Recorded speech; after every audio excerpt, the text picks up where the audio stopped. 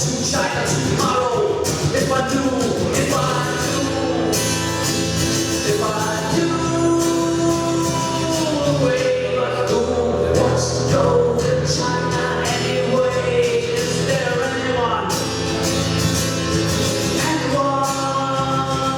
control of all the knobs and dials, the computer tapes, the human files, the moon, sun, stars, lights of a billion insects? Is there anyone in control? I'm in control. You're in control. We're in control. They're in control. I'm in control. You're in control. We're in control. They're in control.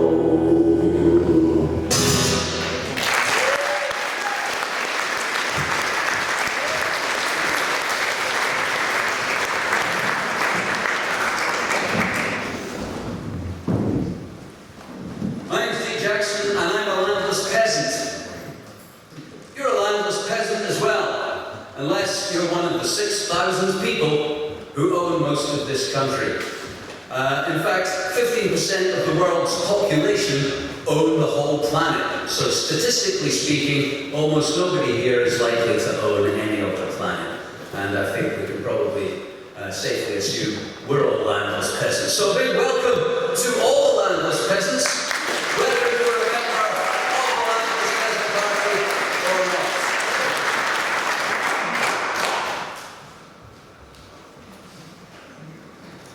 For those of you who don't know, Deek Jackson, who also does the fucking news. I've been doing the fucking news for about 4 years now. And it's in large part because of doing the fucking news that I'm here representing the landless peasants. Because a funny thing happened to me while I was doing the fucking news. I met a lot of people who said there were big problems.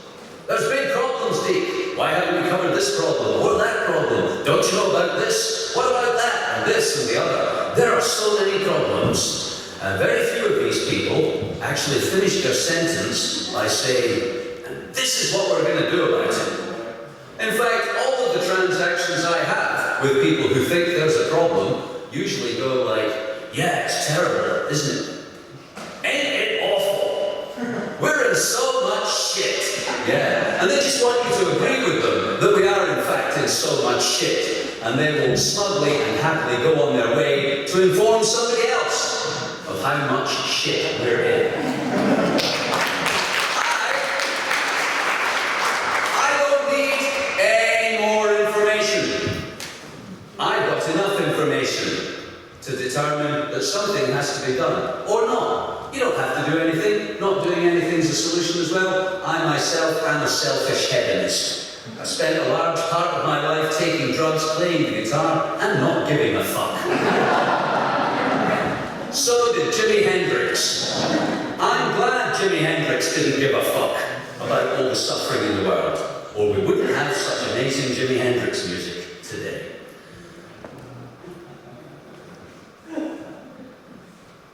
Well, let's see if we can get this right. And so, because I wanted to say to those people who said there was so much wrong, gee, that's great. Why don't you shut the fuck up or tell me what you're going to do about it? Because I've had enough information. I'm up to here with information. In fact, 2 minutes in a history book is all the information you will ever need to figure out that a few wealthy people own the planet and it's run for their benefit. In fact, you don't even need to read that history book. I can just show you the pictures. Here you go. Here's the pictures from the history book.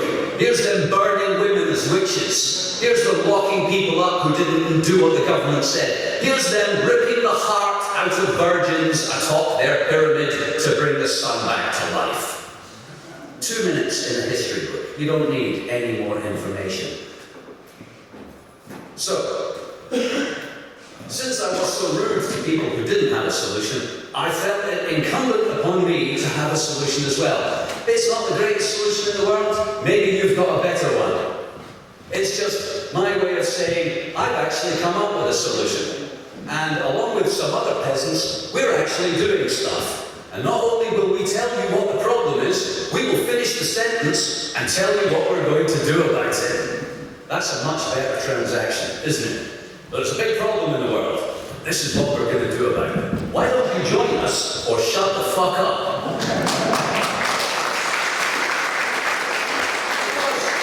As I previously stated, I'm up to here with information about what's wrong. Really. One of the first things the landless peasants did was to stand against Gordon Brown in the general election. It was luck. We were lucky. They were having a general election. It's here in Kirkcaldy. I live just down the road in Dunfermline. You could call it fate or a weird kind of destiny. But really, we were just lucky. And we were lucky. The returning officer, Ronnie Hind, said that we should all stand on the podium in reverse alphabetical order, which is how I came to be standing behind Gordon Brown with my fist up. Even though the BBC really didn't want to show me, they had little choice. And so the peasants had, because of that great fortune, a great piece of publicity. We made national television, national newspapers, and as a result, we have got more members. And I should warn all of you here today, that's why I'm here. I'm not here to tell you the landless peasants are amazing and that we're going to do great things. I'm here to tell you you're amazing and we can do great things together. I'm here to recruit you. And I'm not embarrassed or ashamed to say I will be asking each and every one of you to join the party and do something about the problems. Or shut the fuck up. I don't mean to be offensive or rude, but I am, so that's the way it comes across. To paraphrase Bill Hicks, peace be upon him. I'd like to briefly run through our circumstances on planet Earth. By telling you about one of my favourite movies. The movie is called Outland, and it stars Sean Connery as the sheriff of a mining outpost on a moon around Jupiter. Here's the mining outpost. It's a large industrial facility. It's been built by a corporation. In it, there are hundreds of thousands of miners whose lives are owned by the corporation. The only purpose of their existence is to mine minerals out of that rock floating through space and to make money for the corporation. Sean Connery arrives as the new sheriff in Outland. He quickly discovers that all of the things the miners want, sex, drugs, rock and roll, gambling, are being provided to them by the corporation for money. In fact, the corporation is giving them their wages with one hand and taking all the money back with the other. As well as, by the way, destroying the rock on space for profit. That, hey, by the way, doesn't it look a lot like the Venus Project? Yeah? Just minus a few trees. Basically, that's the Venus Project. We're going to mine things and build big facilities in which we'll all live. I don't think so. That's our circumstances on Earth. The corporations own the planet. We're here to dig the planet up and sell shit to each other to make them more money. Everything we need that should be free, drugs, music, fun, sex, everything that we need that should be free is sold to us by them so they can make even more money off our backs while we work for them, destroying our only home in the universe. Welcome to your world. That is planet Earth today, mostly owned by a corporation or a few wealthy families, populated by employees of the corporation who are involved in a mining operation to make more money for the corporation that owns them anyway. Meanwhile, if you want to have any fun, that will also cost you $1.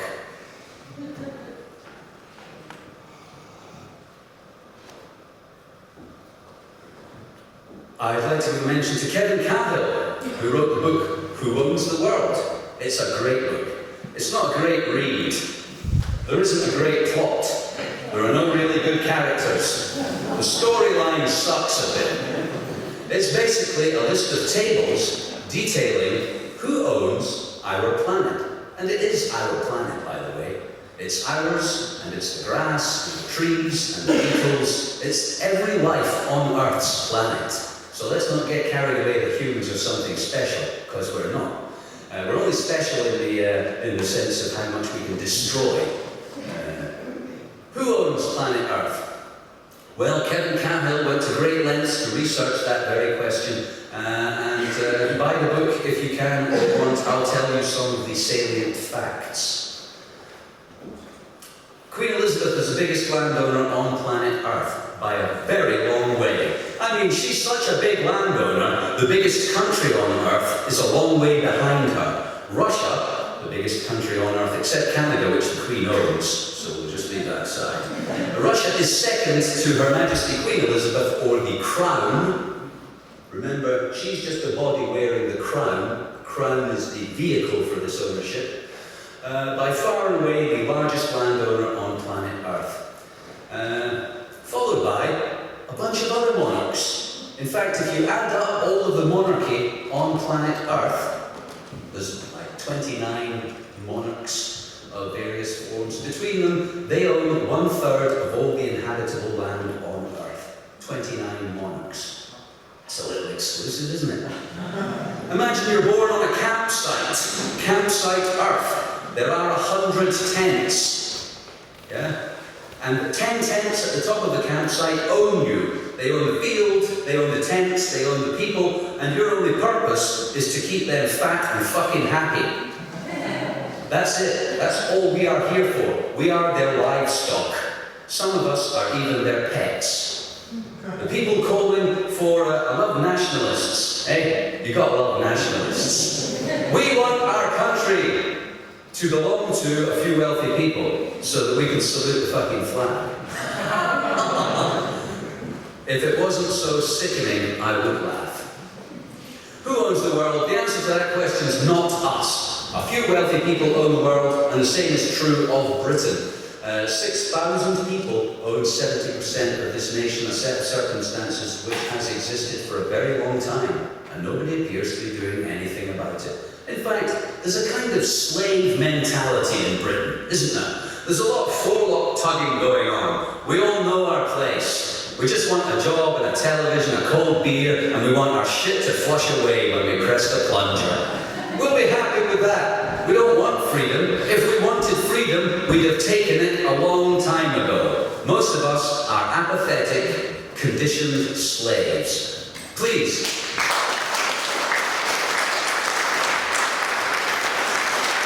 Stop trying to wake them up. There'll be more trouble if they wake up. They'll probably freak out. They will, oh my God! And unless you've got something to, unless you've got a solution, don't go waking people up it's just so you can enjoy them discovering how fucked they are as well. Wake up! Wake up! You too can enjoy seeing the world as a horrible nightmare from which there is no escape. Wake up! Wake up! All of you! Let's all wake up! Ah! Stop! Stop! Apparently, we're the people who know. So it's us who should be doing something about it. It's our responsibility. Those of us who say we see, it's for us to shape the world the way we want. Not for us to lay blame at the feet of other humans. Hey, hats off to the Masons. Haven't they done well for themselves? Yeah? They're only doing their free will. They're only doing what the universe allows. Hats off to the monarchy. They've really feathered their nest, haven't they? They've done very well for themselves. I think we should all give them a pat on the back and a round of applause. They're very special. So are we. And there's nothing to stop us being Masons 2.0 or, peasant royalty. It's for us to shape the world the way we want. And other people with their will to shape it the way they want. Don't blame it on them. It's your responsibility. It's our responsibility.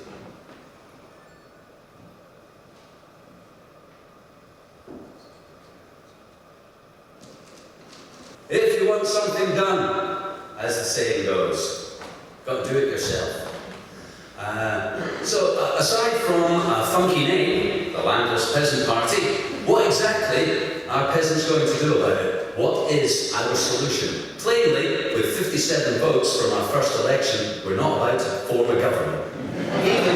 We're not even invited into the coalition. We actually don't mind. I would say we don't care, but that's not true. We don't mind whether we get elected, because we are going to buy the country. We're going to buy our own nation. We are going to, piece by piece, step by step, however long and however much it costs, buy our country back for ourselves. Because you're allowed to. You are allowed to buy things. That's the party we're at. It's buying, it's selling, it's money in exchange for transactions that produce pieces of paper that say you own something. Hey, if that's the gig, let's get some. Let's get in there. Let's raise some money. Let's buy some land. Let's buy our country back. And I'm not the first one to come up with this idea. It's not a new idea. And I'd like to introduce you to some really cool people who've really got their shit together. The Caravan Club. Really cool people, really got their shit together. Started at the same time as the Labour Party. I'd just like to speak about the Labour Party for a moment. The Labour Party were the final peasants' revolt. The last group of people to appear and say, "Oh, you poor mass of oppressed people of Britain, let us represent you and lead you from your lives of oppression and slavery into a life of labour. Work." That's what their party says. It says work. Isn't that what it says on the concentration camp entrance? Work will set you free. The Labour Party, the answer to the peasants' dreams. We really want a longer tea break. We really do. And the Labour Party are the people to get it for us. And we want paid holidays. And if you can stop sending our children down the mine as well. We're perfectly happy to be slaves. We're still perfectly happy for you to own the country and for us to be your livestock. Aren't we lucky the Labour Party came along? Bollocks, the Labour Party. Slave mentality, conditioning, the Labour Party. Woo, let's vote for them. The Caravan Club started the same year as the Labour Party. Let me contrast their current circumstances. The Caravan Club has 350,000 members. It has an annual income of £100 million and no debt. The Caravan Club owns a piece of Britain every 30 square miles. Every 30 square miles, the Caravan Club owns a piece of land. On it, their members can enjoy caravanning. Because hey, that's what the Caravan Club's for. And you've got to realise this. Not only does the Labour Party exist for the benefit of its members, not you. Political parties exist for the benefit of their members, not the public. The Caravan Club exists for the benefit of its members. And as such, they go on buying land. Every time they make a profit, they buy more land because they know they don't make land anymore. And you can't put your caravan out at sea. Or on the hard shoulder, apparently. The Caravan Club. Lots of money, not very many members. Only a few more members than the Labour Party. No debt, lots of land. The Labour Party. A little under 200,000 members. Debts of 20 million. Debts of 20 million. If the Caravan Club fought the last election, they'd have kicked their ass. They would. The Labour Party, however, are not interested in enjoying a little country rural camping on holiday. They're interested, until recently, in running your life. Now, actually, they're interested in handing running your life to a group of corporations. Again, we all know the problem. I'm not going to give you the 2 minutes in the history book. We're owned, we're kept, we're economic units. The Labour Party don't want to run your life anymore. They want to pass the responsibility up the tree to Bank Corps, or whoever the people we owe the money to, whose names we haven't been told. I would show you. I'll go without slides. The Landless Peasant Party. We're going to buy the country, bit by bit. It's not actually expensive, land in this country. £3,000 will get you an acre, tops. We could probably get one cheaper than that. I know it doesn't seem like a lot, does it? 1 acre. It's not a lot of land. Actually, if you had £100,000 a month ago, you could have bought 400 acres near Thurso. That's considerably more interesting. However, let me put this to you. There are 60 million acres in Britain and 64 million people. There's a little under an acre per person in this country. At £3,000 per person, it's not a lot of money. I've got cars that cost more than that. So here's the deal. Here's the sales pitch. 100 peasants with £100, £10,000. 100 peasants with £1,000, £100,000. 1,000 peasants with £1,000, £1,000,000. And it goes on. There's many a mickle, max a muckle, as we say in Scotland. The more peasants who join, the more peasants who donate, the more of the country we will own. And then, do you know what? You can fuck getting elected.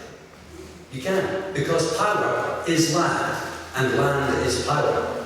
You won't have to elect us when we own 1 million acres. You won't, because we will have political power of the kind that our owners have. Because once again, returning to the outland scenario, here's what's going to happen when we buy a piece of land. We're going to have the paperwork. We own this piece of land, and we have a right to private property under the UN Convention of Human Rights and the European Convention of Human Rights. This is our land. We own it. We also have a right to shelter. So we'll put a caravan on the land. And we'll raise our peasant flag above the caravan on our land. And we'll say, we have the right to private property. This is our land, this is our caravan. We have the right to shelter. And so there we have it. What's going to happen next is we will be bulldozed off our land and forced back to the ghetto. That's what's going to happen. Because this is Palestine. It's exactly the same place, except we're all better behaved. We're all conditioned slaves. We actually don't protest. We're not revolting. Or are we? If you're revolting, join the Landless Peasant Party. Because land is power, and if you haven't got any, you haven't got any. Thank you. I'm going to leave you with a song.